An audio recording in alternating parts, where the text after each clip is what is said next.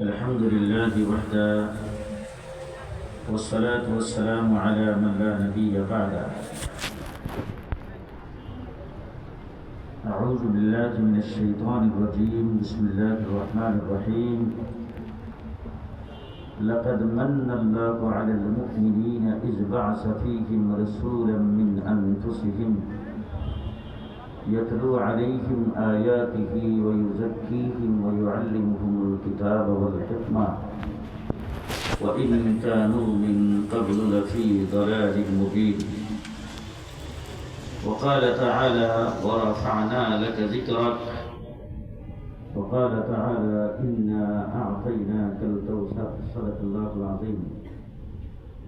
وقال رسول الله صلى الله عليه وسلم: لا يؤمن أحدكم حتى أكون أحب إليه من والده وولده والناس أجمعين، أو كما قال عليه الصلاة والسلام. محترم صدر اجلاس، মুআজ্জাজ হযরত ওলামায়ে ইকরাম, আজিজ তোলাবা, সমবেত বেরাদরান ইসলাম, আজকের যে বিষয়ে আজকের এই মাহফিলের আয়োজন, মুহাম্মদ রাসূলুল্লাহ সাল্লাল্লাহু আলাইহি ওয়াসাল্লামের জীবন আদর্শ নিয়ে আলোচনা। মাহফিলের অনুমান সিরাতুন নবী। এই বিষয়ের উপরে আমার মতো একজন নালায়েক সামান্যতম কিছু বলার যোগ্যতা রাখি না। মুহাম্মদ রাসূলুল্লাহ সাল্লাল্লাহু আলাইহি ওয়াসাল্লামের জীবনের আলোচনা, তার সিরাত কোন ভাষায় আমি আপনাদেরকে বোঝাবো? হযরত আদম আলাইহিস সালাম থেকে শুরু করে এ পর্যন্ত পৃথিবীতে যত মানুষ আগমন করেছেন, পৃথিবীর যে কোনো ধর্মের হোক না কেন, পৃথিবীর যে কোনো দেশের রাজা বাদশাহ হোক না কেন, পৃথিবীর যত গুণীজন আগমন করেছেন, যত বৈজ্ঞানিক দার্শনিক আগমন করেছেন, ওলি, আবদাল, গাউস, কুতুব, মুহাদ্দিস, মুফাসসির, মুফতি, তামাম পৃথিবীর সকল মানুষের জীবনী আলোচনা করতে হলে জন্ম থেকে শুরু হবে, মৃত্যু হইলেই শেষ। আপনারা যারা আমার সামনে ডাইনে বামে বসেছেন, আপনারা সবাই জিন্দা আছেন তো? মুর্দা কেউ নাই তো? আমি কি কবরস্থানে কথা বলতেছি? তাহলে জিন্দা আছেন যে এটা আমার একটু জানাই না। যত মানুষের আলোচনা করবেন, আমাদের দেশের যদি ডক্টর ইউনূস সাহেবের জীবনী আলোচনা করেন, জন্ম থেকে শুরু হবে, মৃত্যুতে শেষ। শেখ হাসিনার জীবনী আলোচনা করলো, জন্ম থেকে শুরু, মৃত্যুতে শেষ। খালেদা জিয়ার জীবনী আলোচনা করবেন, জন্ম থেকে শুরু, মৃত্যুতে শেষ।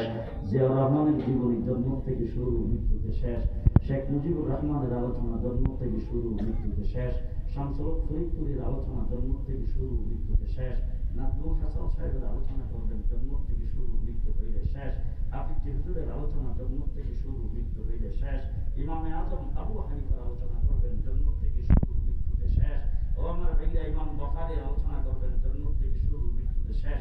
আব্দুল কাদের জিলানী, মঈনুদ্দিন চিশতি, ওলি, আবদাল, গাউস, কুতুব, মুহাদ্দিস, মুফাসসির, চারু তরিকার সংস্কৃত বুজুর্গানে দ্বীন, আইম্মায়ে কেরাম, সকলের জীবনী আলোচনা করবেন, জন্ম থেকে শুরু হবে, মৃত্যুতে শেষ।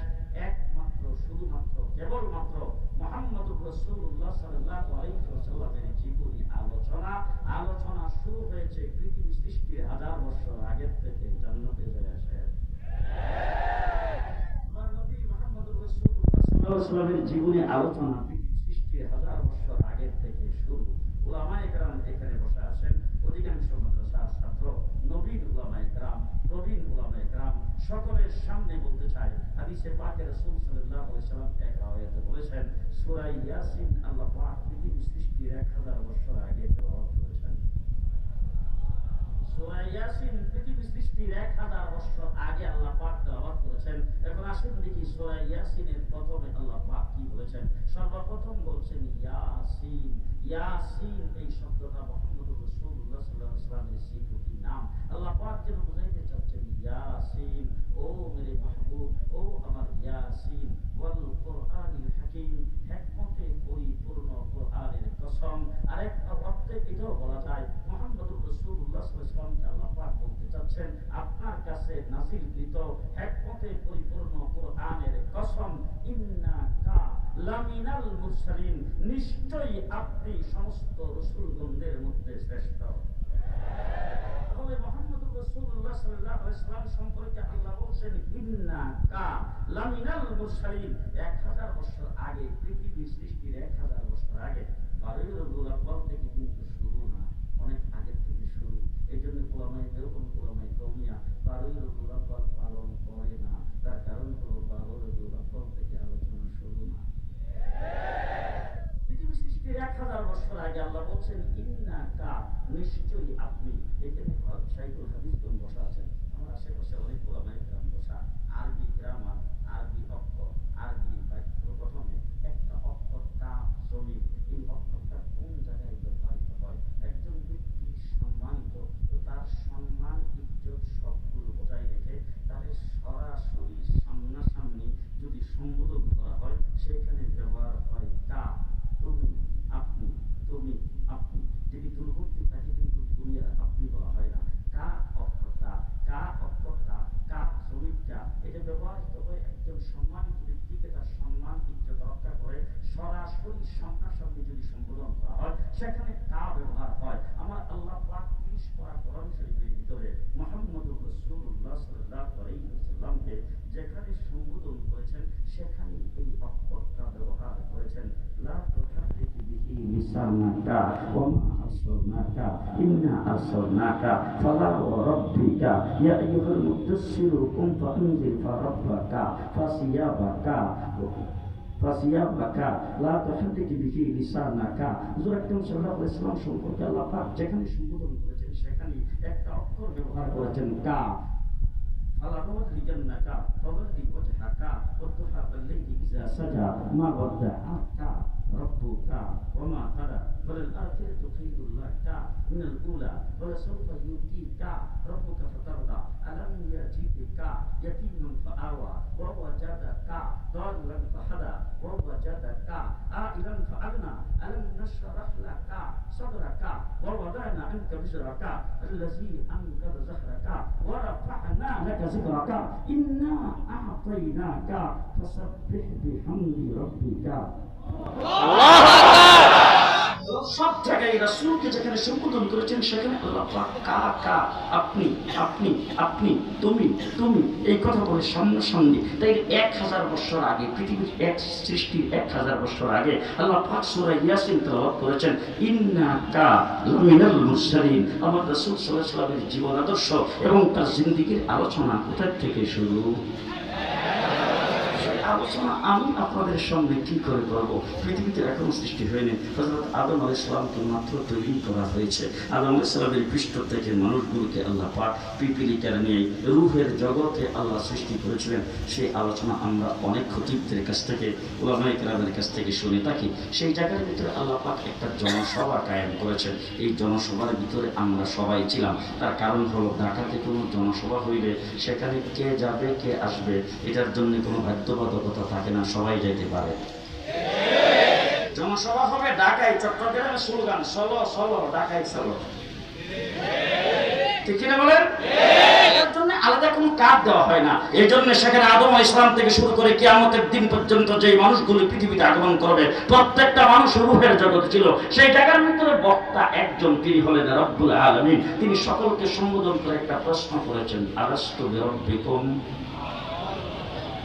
আলাস্তু বিরব্বিকুম। এখন আমরাও সেখানে ছিলাম। প্রশ্নটা যখন আমাদের সামনে করেছেন, এখানে ছাত্র ভাইরা বসা আছে, ওনাদেরকে একটু জিজ্ঞেস করেন তো, ইন্টারভিউ কাদের নেওয়া হয়?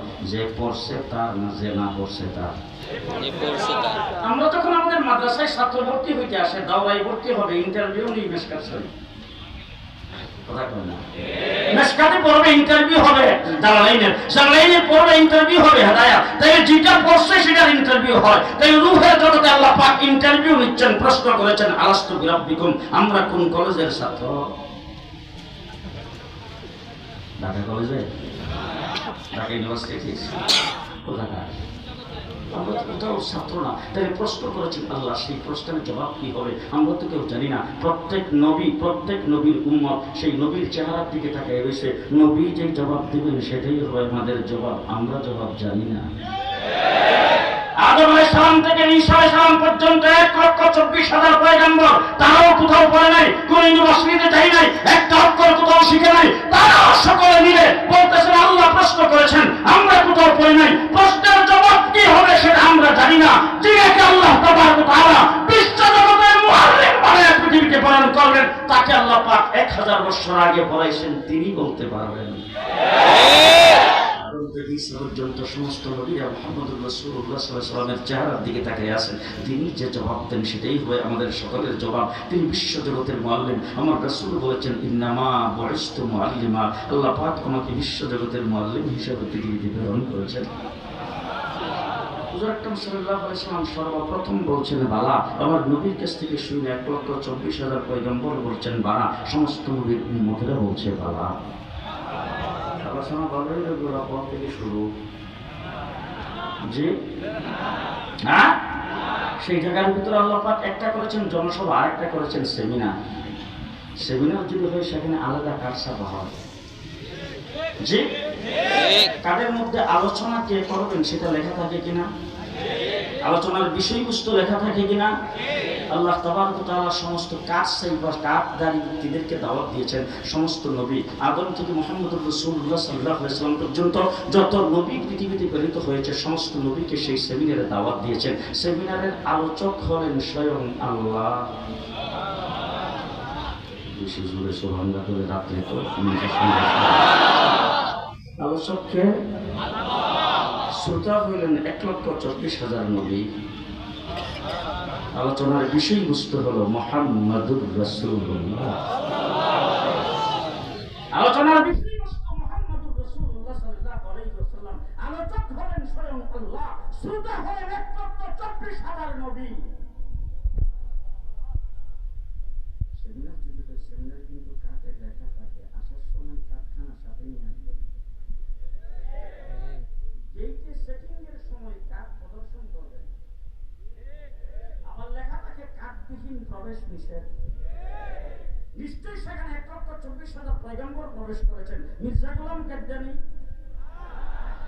যারা না করে নাই তারা কোন বলে?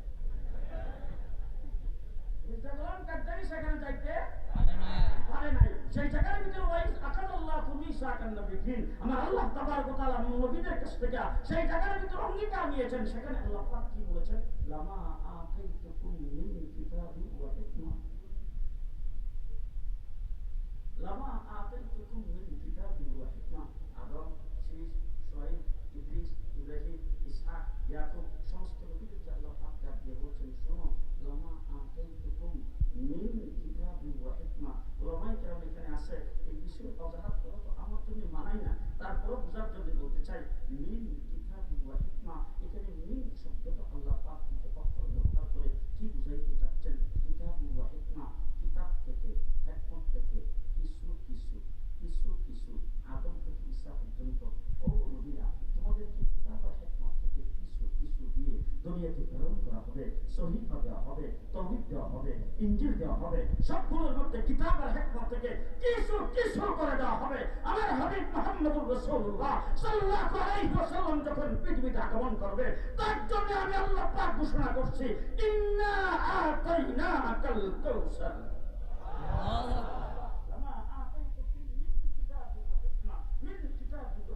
তোমাদেরকে কিছু কিছু দেওয়া হবে। আদম কিছু পাইছে, ইব্রাহিম কিছু পাইছে, নূহ কিছু পাইছে, মূসা আলাইহিস সালাম কিছু পাইছে, 1,24,000 পয়গম্বর কিতাব আর হিকমত থেকে কিছু কিছু পাইছে। আমার নবী মুহাম্মদুর রাসূলুল্লাহ সাল্লাল্লাহু আলাইহি ওয়াসাল্লাম পৃথিবীতে আগমন করেছেন। 16 লক্ষ সাহাবী আরফার ময়দানে রাসূল সাল্লাল্লাহু আলাইহি ওয়াসাল্লাম পুরীর উপর সওয়ার। সেখানে আল্লাহ ডাক দিয়ে বলেন, আল-ইয়াউমা আকমালতু লাকুম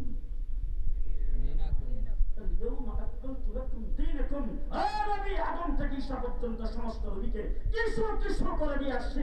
আপনার মাধ্যমে আজকের দিনে অল কমপ্লিট করে দিলাম। অল কমপ্লিট কেমন করে কমপ্লিট? আমি আল্লাহ রাব্বুল আলামিন আমার প্রতিনিধি নবী, তার সংখ্যা 16 লাখ, আপনার প্রতিনিধি সাহাবী, তার সংখ্যা 16 লাখ। এত জোরে সুবহানাল্লাহ বলে মানুষ শুনবে তো আসতে। আমার প্রতিনিধি নবী, আমার প্রতিনিধি নবী, নবীর সংখ্যা দিলাম 16 লাখ। আপনি হলেন রাহমাতুল লিল আলামিন, আপনার প্রতিনিধি সাহাবী, তার সংখ্যা সুবহানাল্লাহ।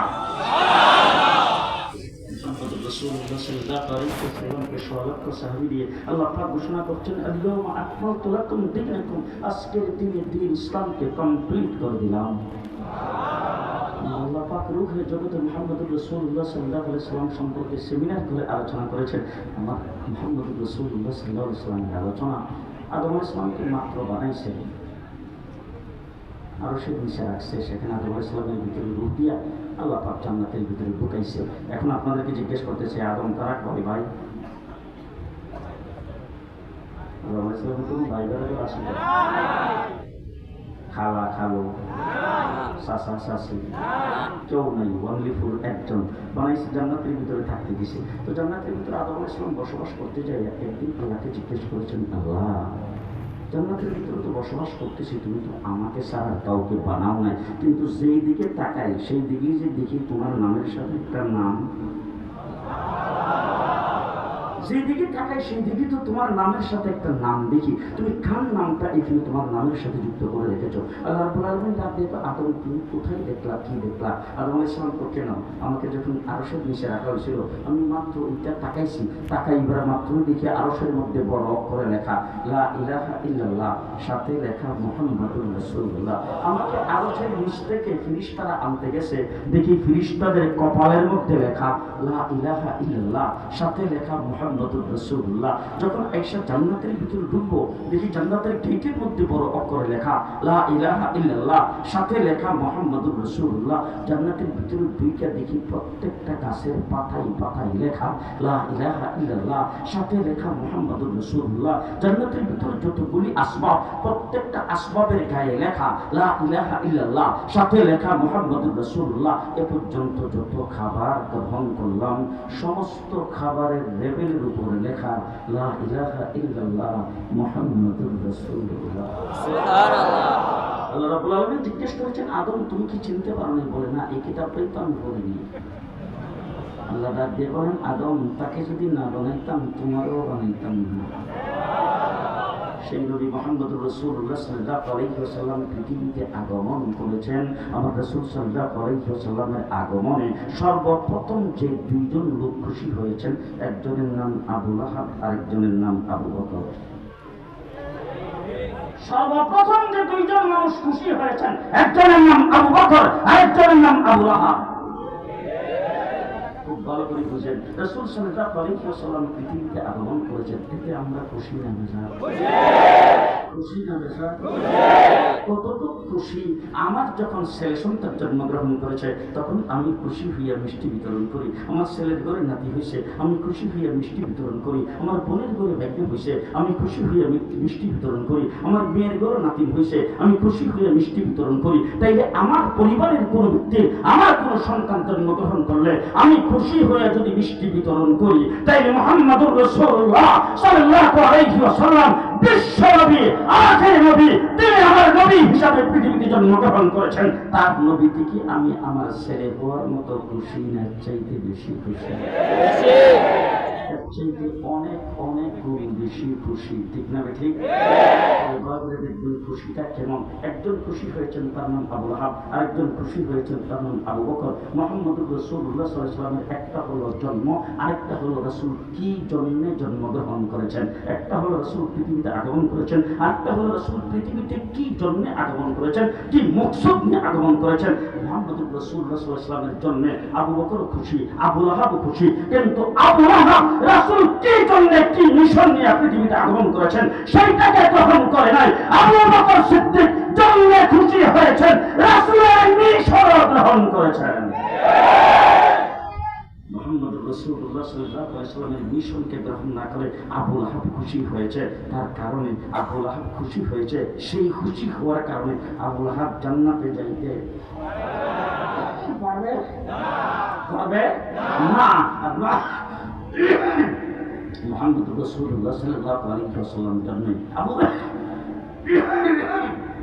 আবু বকর সিদ্দিকও খুশি হয়েছেন, কিন্তু আবু বকর সিদ্দিক খুশি হওয়ার সাথে সাথে রাসূল যে মিশন নিয়ে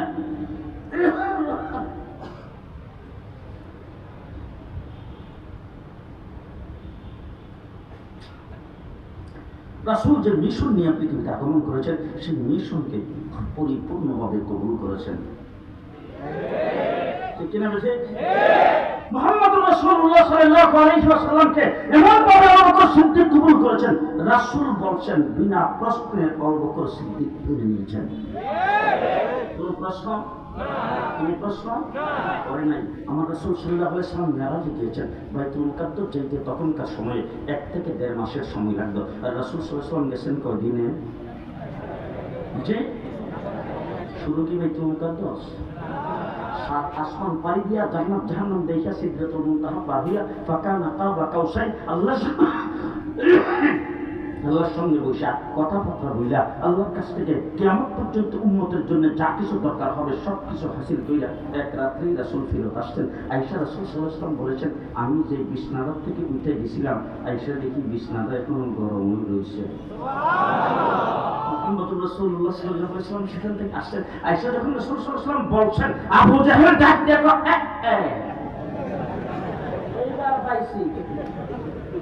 এইবার পাইছি সাথী সঙ্গীরা ডাক দেখো, আবু বকর সিদ্দিককে ডাক দেন, ডাকাও দেখে থাকে। আবু বকর সিদ্দিককে ডাক দিয়ে বলছেন, এইবার যাইবা কই? বলে কি হয়েছে? বলে শুনছো তুমি যার নবী মানছ, যার উপর ঈমান আনছ, তুমি যার ভক্ত, সেই মানুষটা কি অবাস্তব কথা বলে? আবু বকর সিদ্দিক কি অবাস্তব কথা বলছে? বলে এক রাত্রেই নাকি বাইতুল মুকাদ্দাস যাইয়া সেখানে আবার নবীদের ইমামতি করে এক রাত্রেই নাকি ফেরত আসছে। পাশের থেকে লোকজন ডাক দেখো, স্যার খালি বাইতুল মুকাদ্দাস না আরো উপরে বড় গেছে। আবু জাহেল ডাক দেখো, রাখবে না বাইতুল মুকাদ্দাসের জবাব হইল। পাশের লোকজনকে জিজ্ঞেস করেছে, তুমি কি বাইতুল মুকাদ্দাস গেছো? বাবা গেছি। তোমার লাগছে কই? আমি কি পুরীর উপর সওয়ার হয়ে গেছিলাম, এটা খুব তেজস্বী ছিল, এই জন্য আমার লাগছে 1 মাস। পাশের থেকে আরেকজন তো, স্যার আমি গেছি 1.5 মাসে। তাহলে তোমরা 1 মাসের 1.5 মাস আসা যাওয়া করে, আর সে নাকি রাত্রের কিছু অংশে যাইয়া চলে আসছেন। আবু বকর সিদ্দিককে ডাকিয়ে বলছে, শুনছ এক রাত্রে নাকি যাইয়া রাতের কিছু অংশের ভিতরে আবার নাকি বাইতুল মুকাদ্দাস থেকে ফেরত আসছে। আবু বকর সিদ্দিক শুধু এইটা কেন, এর চাইতে বেশিও যদি কিছু বলে সেটাও আমি গ্রহণ করি এবং কবুল করি। হযরত আবু বকর সিদ্দিক মুহাম্মদুর রাসূলুল্লাহ সাল্লাল্লাহু আলাইহি ওয়াসাল্লামের কাছে গেছেন। আবু বকর সিদ্দিককে আল্লাহর নবীর সামনে বসাইছেন। বসায়া তারপরে বলতেছেন, আবু বকর জিবরাইল আলাইহিস আমাকে ঘুম থেকে ডেকে উঠাইছে। আবু বকর সিদ্দিক মাথা নিচের দিকে দিয়া, সাদাকতা ইয়া রাসূলুল্লাহ, আমাকে ধরে হাতিয়ে কাবায় নিয়ে গেছে। সাদাকতা ইয়া রাসূলুল্লাহ, তারপর আমার সিনা থেকে অপারেশন করেছে। সাদাকতা ইয়া রাসূলুল্লাহ, আমরা যদি হইতাম তখন পেতাম, ও আচ্ছা, আমরা তো ও আচ্ছা আচ্ছা এরকম নাকি, আচ্ছা। কিন্তু আবু বকর সিদ্দিক বলতেছেন, সাদাকতা ইয়া রাসূলুল্লাহ, এরপর আমাকে বোরাকের উপর সওয়ার করাইছে।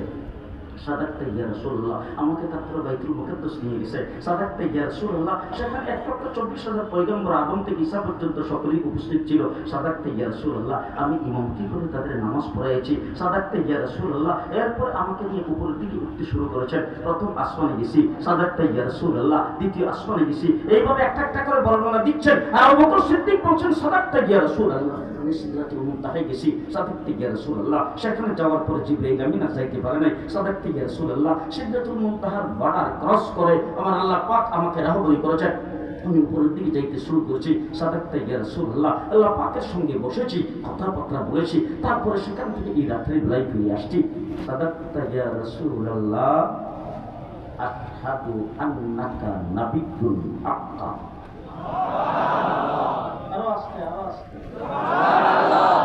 সাদাকতা ইয়া রাসূলুল্লাহ, আশহাদু আন্নাকা নাবিয়্যুন হাক্কা, আমি সাক্ষ্য দিচ্ছি আপনি নবী বা হত্যার মধ্যে কোনো সন্দেহ নাই। রাসূলুল্লাহ সাল্লাল্লাহু আলাইহি ওয়াসাল্লাম আবু বকর সিদ্দিককে ডাক দিয়ে বলে, আবু বকর তুমি সাক্ষী দিছো আমি নবী বর হক, আমার কাছ থেকে শুনো, আশহাদু আন্নাকা সিদ্দিকুন হাক্কা। আশহাদু আন্নাকা সিদ্দিকুন হাক্কা, তুমি বলছো আমি নবী বর হক, আমি নবীও বললাম তুমি সিদ্দিক বর হক। একজনের নাম আবু লাহাব, আরেকজনের নাম আবু বকর। আবু বকর সিদ্দিক রাসূল সাল্লাল্লাহু আলাইহি ওয়াসাল্লামের মিশনকে গ্রহণ করেছে, আবু লাহাব রাসূলের মিশনকে গ্রহণ করে নাই। মুহাম্মদুর রাসূলুল্লাহ সাল্লাল্লাহু আলাইহি ওয়াসাল্লাম আজকে থেকে 1400 বছর আগে আরাফার ময়দানে সেখানে আল্লাহ পাক আয়াত নাযিল করেছেন, আল ইয়াউমা আকমালতু লাকুম দীনাকুম। রাসূলুল্লাহ সাল্লাল্লাহু আলাইহি ওয়াসাল্লাম সেই আয়াত নাযিল করার পরে সাহাবায়ে কেরামের সামনে যখন এই আয়াত তেলাওয়াত করেছেন, সাহাবায়ে কেরাম খুশিতে বাকবাক, সবাই একজন আরেকজনকে আতর বিতরণ করা শুরু করে দিয়েছেন, আতর লাগানো শুরু করে দিয়েছেন, কোলাকুলি করা শুরু করে দিয়েছেন, চুমু খাইতে আরম্ভ করছেন। আবু বকর সিদ্দিক বসে বসে কাঁদতেছেন। মুহাম্মদুর রাসূলুল্লাহ সাল্লাল্লাহু আলাইহি ওয়াসাল্লামের আয়াত শুনে আবু বকর সিদ্দিক যখন কাঁদেন, তখন সাহাবায়ে কেরাম এসে আবু বকরকে জিজ্ঞেস করেছেন, আবু বকর বুঝতেই পারলাম না, আজকে তো খুশির দিন, আমাদের মাধ্যমে আল্লাহ পাক দ্বীন ইসলামকে অল কমপ্লিট করে দিয়েছেন, এটা তো আল্লাহ পাক খুশির সংবাদ আমাদেরকে দিয়েছেন, তুমি যে বসে বসে কাঁদতেছো, তুমি খুশি হও নাই, তার কারণটা কি? আবু বকর সিদ্দিক বলে, তোমরা যেই দিক থেকে খুশি, তবে আমিও খুশি, তবে একটা জিনিস আমি চিন্তা করেছি যেটা তোমরা চিন্তা করো নাই, দ্বীন ইসলামকে কমপ্লিট করার জন্যেই আল্লাহর হাবিবকে আল্লাহ দুনিয়াতে প্রেরণ করেছেন। তবে দ্বীন ইসলাম যেহেতু কমপ্লিট, হাবিবের মিশন কমপ্লিট, সুতরাং তিনি আর দুনিয়াতে থাকবেন না। এই কথা যখন আবু বকর সিদ্দিক বলেছেন, তখন সাহাবায়ে কেরাম একে একে খবর ছড়িয়ে পড়ছেন। গোটা ময়দানের সব সাহাবী যখন কান্নার দুল পড়ে গেছে, কান্নাকাটি শুরু করে দিয়েছেন। মুহাম্মদুর রাসূলুল্লাহ সাল্লাল্লাহু আলাইহি ওয়াসাল্লাম সকলকে থামিয়ে দিয়ে বলছেন, শোনো, অতীতে নবী দুনিয়াতে আগমন করেছেন, নবী চলে গেছেন, তার নবুয়তিও চলে গেছেন, তবে জেনে রাখো আমি দুনিয়া থেকে চলে যাব, আমার নবুয়তি কিয়ামত পর্যন্ত থাকবে, নবুয়ত জিন্দা। আমার নবী দুনিয়া থেকে চলে গেছেন, রাসূলের নবুয়তি এখনো আছে আছে। এবার ধারাবাহিকতা শুনেন, আমার রাসূল সাল্লাল্লাহু আলাইহি ওয়াসাল্লাম দুনিয়া থেকে চলে গেছেন। হুজুর আকরাম সাল্লাল্লাহু আলাইহি ওয়াসাল্লাম বলেছেন, অতীতে যত নবী পৃথিবীতে আসছে, কোন নবী তার উম্মতের জন্য খলিফা নিয়োগ করে যান নাই, কোন নবী তার উম্মতের জন্য নায়েব ঠিক করে যান নাই, কোন নবী তার উম্মতের জন্য ওয়ারিস ঠিক করে যান নাই। সমস্ত নবী চলে গেছেন, চলে যাওয়ার সময় উম্মতকে বলে গেছেন, আমার পরে নবী আসবে। হযরত ঈসা আলাইহিস সালাম চলে যাওয়ার সময় বলেছেন, মুবাশশিরাম বিরাসূল ইয়াতি মিন বাদি ইসমুহু আহমদ, আমি তো চলে যাব, আমার পরে আহমদ নামের বিশ্ব নবী, আখিরি নবী পৃথিবীতে আসবে, আমি তার সুসংবাদ দেওয়ার জন্য এসেছি। অতীতে নবী চলে গেছে, নবী আরেক নবীর সুসংবাদ দিয়ে গেছেন, অথবা তার উম্মতের জন্য কোনো খলিফা নিয়োগ করে যান নাই। রাসূল সাল্লাল্লাহু আলাইহি ওয়াসাল্লাম উম্মতের জন্য খলিফা নিয়োগ করে গেছেন। হুজুর আকরাম সাল্লাল্লাহু আলাইহি ওয়াসাল্লাম উম্মতের জন্য ওয়ারিস এবং নায়েব উলামায়ে কেরামকে ঘোষণা করে গেছেন। এই জন্য আমার রাসূল সাল্লাল্লাহু আলাইহি ওয়াসাল্লামের মাধ্যমে আল্লাহ পাক দ্বীন ইসলামকে কমপ্লিট করেছেন। ইসলাম যখন কমপ্লিট হয়েছে, রাসূল আরাফার ময়দানে দাঁড়িয়ে বক্তব্যে বলেছেন, বল্লিগু আন্নি ওয়ালাউ আয়া, আমার এই দ্বীন ইসলাম কমপ্লিট দ্বীনের একটা আয়াতও যদি তোমরা কেউ জেনে থাকো, পরবর্তী মানুষের কাছে পৌঁছে দেওয়ার দায়িত্ব তোমাদের। ওই আরাফার ময়দান থেকে সাহাবীরা আমার রাসূলের এই কথা অনুযায়ী দৌড় দিছেন, বাংলাদেশের উপর দিয়ে চীনে যায় পড়ছেন। কোথায় গেছে? চীনে সাহাবীর মাজার আছে না নাই? লক্ষ সাহাবীর ভিতরে মাত্র 10,000-10,000 সাহাবী ইতিহাস তালাশ করলে দেখা যাবে মক্কা মদিনায় বা সৌদি আরব, আরব আমিরাত, এরকম আরব প্রান্তিগুলোতে তারা দাফন হয়েছে, কোথাও ইন্তেকাল করেছেন। আর বাকি 1.5 লক্ষ সাহাবায়ে কেরামের মধ্যে বাকি সমস্ত সাহাবী গোটা পৃথিবীর আনাচে কানাচে দ্বীন প্রচারের জন্য তারা ছুটে গিয়েছেন। আমার আল্লাহ পাক দ্বীন রাসূলুল্লাহ সাল্লাল্লাহু আলাইহি ওয়াসাল্লামকে জিবরাইল আমিনের মাধ্যমে দিয়েছেন মুখস্থ। রাসূল করেছেন মুখস্থ। কেমনভাবে মুখস্থ করছেন? হুজুর মুখস্থ করার সময় একটু জিহ্বাটা মারা দিয়েছেন, যাতে বাংলাদেশের মানুষের জন্য দিন পৌঁছতে সুবিধা হয়, মুখস্থের মধ্যে যাতে কোনো প্রকার উল্টাপাল্টা ভুল ভ্রান্তি না হয়। মুহাম্মদুর রাসূলুল্লাহর জিহ্বা নাড়াটা, টুক নাড়াটাও আল্লাহ পাক পছন্দ করে নাই। আল্লাহ সাথে সাথে ডাক দিয়ে বলছেন, লা তুহাররিক বিহি লিসানাকা লিতা'জালা বিহি ইন্না আলাইনা জামআহু ওয়া কুরআনা। ও হাবিব, আপনি জিহ্বা দিয়েছেন, আপনি টুকরা দিয়েছেন মুখস্থ রাখার জন্য, আপনাকে জিহ্বা রাখতে হবে না। আমি আল্লাহ পাক কোরআন নাযিল করেছি, আপনার সিনার ভিতরে কোরআন জমা করার দায়িত্ব আমি আল্লাহ গ্রহণ করলাম। দিন মুখস্থ করেছেন, সাহাবায়ে কেরাম দিন মুখস্থ দিয়েছেন, সাহাবীও মুখস্থ লইয়া রওনা হইছে। এখন আল্লাহ পাক দেখলেন যে এই জমানা আসবে, নাজমুল সাহেব একজন বড় হুজুর হবে, কাফেতুল্লাহ আজহারী সাহেব একজন বড় হুজুর, মারামারি তো এই জায়গায় লাগবে। দিনটা লিখিত হওয়া দরকার, দিন লিখিত হওয়া দরকার। নাজমুল সাহেব এসে বলবেন আমি তো দেওবন্দের ইমাম হুজুরের কাছ থেকে বলছি, উনি আমাকে বলছেন এই। আর কেফায়েতুল্লাহ আজহারী সাহেব বলবেন মিশরের ইমাম হুজুরের কাছ থেকে বলে আসছি। বাস এই দুজনের মধ্যে যখন মারামারি লাগবে, আমরা যারা দিন সম্পর্কে কম জানি আমরা বলবো দুনোদায়ী সব, আমরা পরে আলোচনা করে তত্ত্বাবধায়ক সরকারের মাধ্যমে সিদ্ধান্ত করে নেব।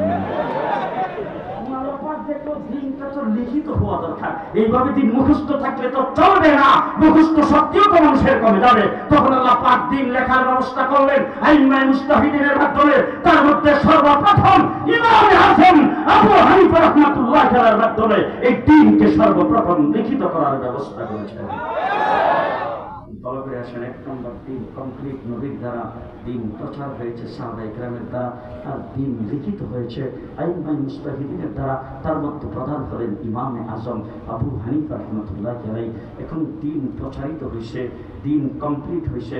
তার মধ্যে বাড়ানো কমানো, আস্তে আস্তে বাড়ানো কমানো, সামান্যতম কোনো এদিক সেদিক করা। হুজুর ফরজ কয়টা? জি, রাসূলের যুগে ছিল 12টা, এখন 60টা রয়েছে।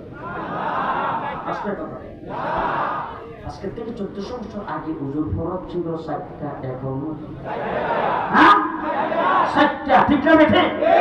সাতটা ঘর মসজিদ সরের 3 বা পাশের বেড়া। ওই মসজিদের মধ্যে যখন আপনি যাবেন তখন সর্বপ্রথম কোন পাও দিয়ে যাইবেন?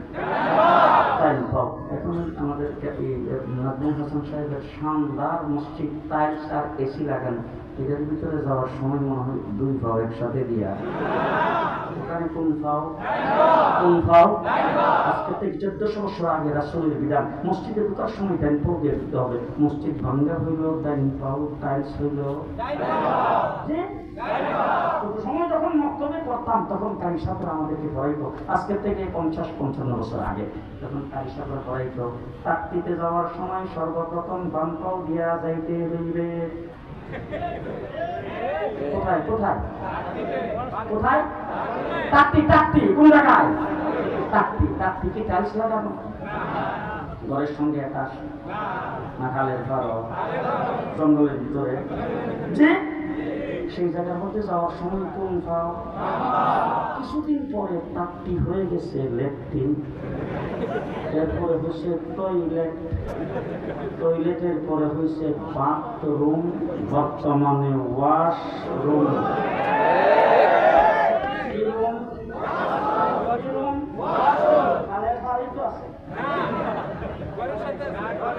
খালের পারে না ঘরের সঙ্গে এটা।